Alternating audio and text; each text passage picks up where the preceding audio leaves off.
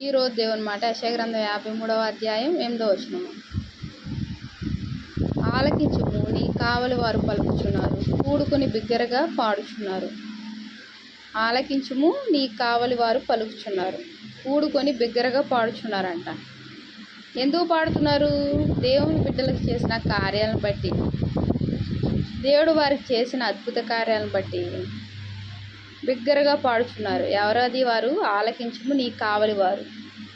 కావలివారు దేవుడు పగటి వేళలో మేఘస్తంభమై, రాత్రి వేళ అగ్నిస్తంభమై ఇశ్రాయేల్ ప్రజలు నడిపించాడు. దేవుని నమ్ముకున్న నా కుటుంబానికి, నీ కుటుంబానికి, వాక్యం వింటున్న మన కుటుంబ సభ్యులందరికీ దేవుడు పగటిపూట మేఘస్తంభంగాను, రాత్రిపూట అగ్నిస్తంభమై ఆయన నడిపిస్తూ ఉన్నాడు. మరి ఆయన యొక్క సన్నిధి దూతలు కావలుగా ఉన్నాయి. దేవుడు చేస్తున్న కార్యాలను బట్టి కావలి వారు పలుకుచున్నారంట. ఏమని పలుకుతున్నారు? కూడుకొని బిగ్గరగా పాడుచున్నారు ఆనంద సంతోషాలతో. యెహోవా సీయోనును మరలా రప్పించగా వారు కనులారా చూచున్నారు. దేవుడు సియోనుగా చేసుకున్నాడు. సియోన్లో చేర్చాడు నిన్ను. సియోన్లో ఒక స్తంభంగా ఉంచాడు. అయితే ఏ పరిస్థితులను బట్టో, ఏ స్థితిగతులను బట్టో దేవుడికి దూరం అయిపోయిన అనుభవాలు, దేవునికి సమీపంగా లేని పరిస్థితులు, దేవుడు మరలా నిన్ను ప్రేమించి మరలా నిన్ను ఆయనకు సమీపంగా చేసుకున్నాడు. నువ్వు సియోనుకు మరలా, ఈ యొక్క సియోన్లోకి నీ అడుగులు మరలా వేయబడ్డాయి. నీ అడుగులు నిలపడం జరిగింది. ఎవరి కృప ద్వారా? దేవుని కృప ద్వారా. యెహోవా సీయోను మరలా రప్పించగా వారు కనులారా చూచున్నారు. ఎవరు కనులారా చూచున్నారు? అందరూ కనులారా చూచున్నారు. యెరూషలేము నందు పాడై ఉన్న స్థలంలారా, యెరూషలేము నందు సంఘంలో దీనస్థితి, దరిద్రత కలిగిన స్థితి, అనారోగ్య స్థితిగతులను చూసి అపవాది పట్టింది, వాడికి దయ్యం పట్టింది, వాడి జీవితం అయిపోయింది.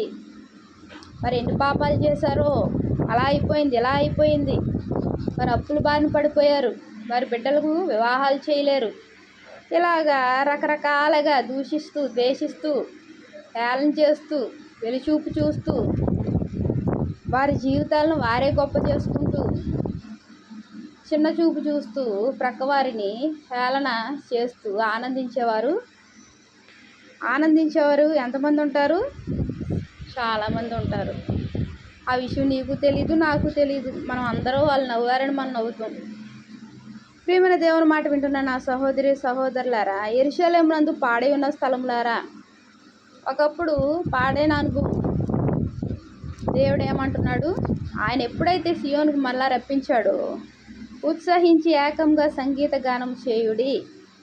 దేవుడు ఏం చెప్తున్నాడు? ఉత్సహించి ఏకంగా సంగీత గానం చేయడం అని చెప్తున్నాడు. ఎందుకు? ఆయన పాడై ఉన్న స్థలములను మరలా బాగు చేసే దేవుడు, కట్టే దేవుడు. ఎలా కడతాడు?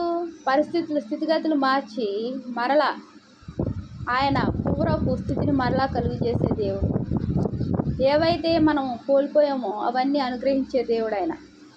యెహోవా తన జనులను ఆదరించెను, యెరూషలేమును విమోచించెను.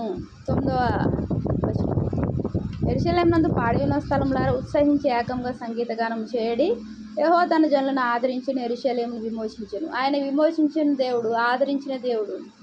మన యొక్క జీవితాల్లో ఆయన మనకు తోడుగా ఉంటే, మనకు ఆదరణగా ఉంటే మనకు భయమేమీ లేదు. విమోచించే దేవుడు, అన్ని విషయాలు ఆయన విమోచన కలిగి చేసి నడిపించే దేవుడు, మేలుతో తృప్తిపరిచే దేవుడు, దీవులు ఇచ్చి ఆశీర్వాదాలు ఇచ్చి ఆనందపరిచే దేవుడు. ఆ దేవాది దేవుని మనం స్మరించుకుంటూ మన జీవిత కాలం అంతా ముందుకు సాగిపోదాం ఆయన అడుగు జాడల్లో. దేవుని వందనాలు. ప్రార్థన చేస్తున్నాం. మహాప్రేమ గల తండ్రి, కృపగల నాయన, అవును తండ్రి, ఒకప్పుడు నీకు దూరంగా ఉన్న పరిస్థితులు తండ్రి నాయన, దూరంగా ఉండి ప్రభువా నాయన, తండ్రి నాయన, సమస్యల బారిన పడి తండ్రి ఎటు దిక్కుతోచక ప్రభువా నాయన, తల్లడిల్లిన పరిస్థితులయ్యా, నువ్వు జ్ఞాపకం చేసుకున్నావు, ప్రేమించావు, మరలా నీకు సమీపంగా చేసుకున్నావయ్యా తండ్రి. నీ కృపను బట్టి వందనాలు. సియోనుకు మరలా రప్పించావయ్యా, సియోన్లో చేర్చావయ్యా.